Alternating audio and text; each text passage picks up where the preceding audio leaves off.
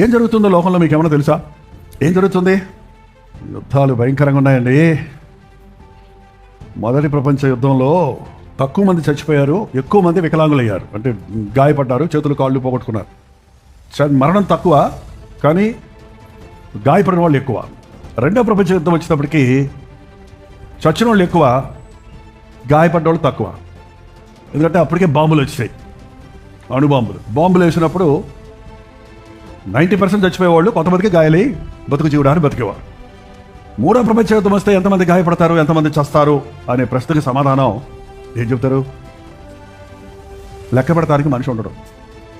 ఏంటండి, మూడో ప్రపంచ యుద్ధం వచ్చిందంటే అన్ని దేశాలు ఒకళ్ళ మీద ఒకళ్ళు వాళ్ళ దగ్గర ఉన్నటువంటివి వేసేసుకున్నారంటే చచ్చేవాడు కూడా చత్తు వేసేసి చస్తాడు, వాడు వేసినవాడు కూడా వేసుకు మీద పడుతుంటే వాడు చస్తాడు, ఒకడొకడు చంపుకుంటాడు. అంతే, ఇక మొత్తం నాశనం. ప్రభు రాకడికి గుర్తు.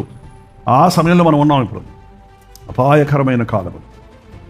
అందుకే మనం యెరూషలేము క్షేమము కొరకు ప్రార్థన చేయమన్నాడు దేవుడు. యెరూషలేము క్షేమం ఉంటే ప్రపంచంలో క్షేమం ఉంటుంది. యెరూషలేములో అశాంతి ఉంటే ప్రపంచంలో, యెరూషలేములో యుద్ధం ఉంటే అన్ని యుద్ధాలు ఉబుకుతాయి.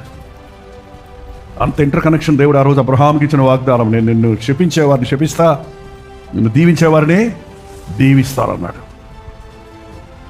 యెరూషలేము కోసం మనం ప్రార్థన చేస్తున్నామంటే ప్రపంచ శాంతి కోసం మనం ప్రార్థన చేయాలి. ఆయన రాకడ సమయం అతి సమీపంగా ఉంది. ఆయన వస్తే నువ్వు సిద్ధమా అన్నది మొదటి ప్రశ్న.